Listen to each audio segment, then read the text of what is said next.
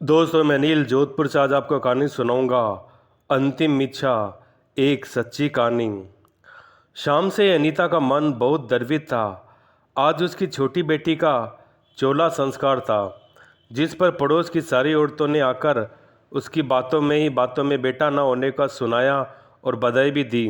इन बातों ने उसके मन को बहुत विचलित कर दिया कि अब उसकी सास और ननद को उसको बिल्कुल नहीं छोड़ेंगे, क्योंकि वह तो उस दिन से ही परेशान थे जिस दिन से दूसरी बिटिया का जन्म हुआ था। मन ही मन परेशान से भरी हुई वह अपना रसोई का सारा काम संभालती रही, क्योंकि आज से उसको रसोई संभालने की जिम्मेदारी दी गई थी। सामाजिक तौर पर नहीं तो ससुराल वालों के तानों ने तो उसको हफ्तों के अंदर खड़ा कर दिया अपना घर संभालने को। शाम को जैसे उसकी पति घर आए, उसने उनको अपने पूरे दिन की व्यथा सुनाई। बोले कि क्या आपको भी दूसरी बिटिया के होने का इतना दुख है? तो उसके पति ने बोला, नहीं, मेरे लिए दोनों बिटिया मेरी जान है। मैं उनके लिए सब कुछ करूँगा। मेरे लिए बेटे और बेटियों में से कोई फ़र्क नहीं है। इस बात को सुनकर अनिता के मन को बहुत धीरज मिला। धीरे धीरे उनके बच्चे बड़े होने लगे। उन्हें अपनी बड़ी बेटी को बिल्कुल बेटे की तरह पाला।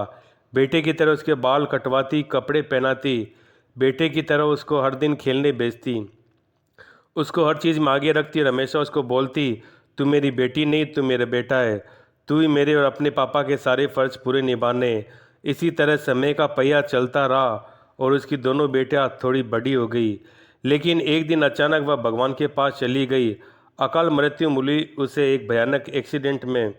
सास ससुर के साथ रिश्ते बहुत भले हो रहे थे, तो उसने सोचा, चलो तीर्थ यात्रा पर ही हो आते और भगवान का धन्यवाद करते। पर होनी को कुछ और ही मंजूर था। उनकी कार का एक भयानक एक्सीडेंट हुआ। इस एक्सीडेंट में उसका परिवार यानी पति और बच्चे बच गए, जो बिल्कुल तन मन से टूट चुके थे। उसके सास ससुर भी इसी एक्सीडेंट में गुजर गए थे।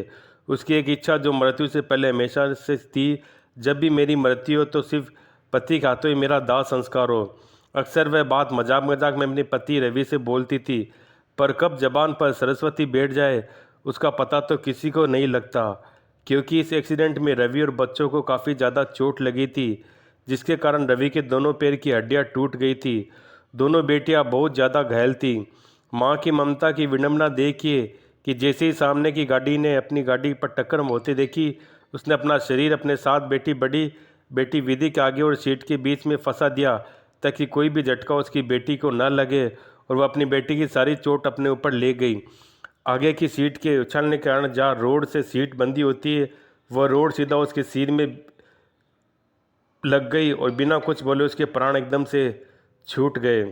किसी तरह उसके परिवार वालों को इस दुर्घटना की खबर दी गई। रोते बिलखते उन्हें बचाने के लिए परिवारजन वहाँ पहुँचे, दिल्ली उनके घर लाए, जहाँ से उनके जीवन की अंतिम यात्रा की शुरुआत होनी थी। रवि घायल अवस्था में कतर नज़रों से पार्थिव शरीर को देख रहा था, जो कुछ समय पहले उसके साथ प्राणवायु से परिपूर्ण हंस खेल रहे थे। उसे समझ नहीं आ रहा था यह कैसी माया उसके मानस पटल पर अब उन सबके बिताए खुशियों के पल घूम रहे थे। उसकी बातें मन में गूंज रही थी। अंतिम संस्कार के लिए उसके छोटे बहन ने सारे परिवार के साथ शमशान की तरफ अंतिम यात्रा की शुरुआत की। रवि भरे मन से बिस्तर पर पड़ा दूर से सब दरवाजे से देख रहा था कि सब बाहर जा रहे थे। तभी अचानक उसके मस्तिष्क में उसकी पत्नी की आवाज़ कौंधी, सुनो जी, आपको पता है ना मैं आपको कितना प्यार करती हूँ, इसलिए चाहे कुछ भी हो मैं हमेशा सुहागन रहूँ। आपके हाथ से ही दुनिया से जाना चाहूँगी। मैं नहीं चाहती मुझे किसी और के हाथ लगे। तभी रवि ने विधि को बुला और बोला, बिटिया, एक बार अपने दोनों हाथ मेरे सामने ला।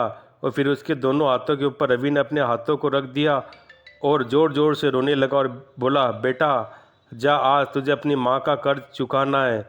वह जो चाहती थी कि मैं उसे अग्नि दूँ, आज ये काम तुझे पूरा करना है, क्योंकि तू मेरी बेटी नहीं, मेरा बेटा है। आज तुम्हारी माँ की और मेरी अंतिम इच्छा तुम्हें बताने जा रहा हूँ कि हमारा संस्कार, हमारे अंतिम कर्म सिर्फ तुम और तुम करोगी, क्योंकि तुम ही हमारा बेटा और बेटी भी। यह बात सुनकर विधि हकी बकी रह गई।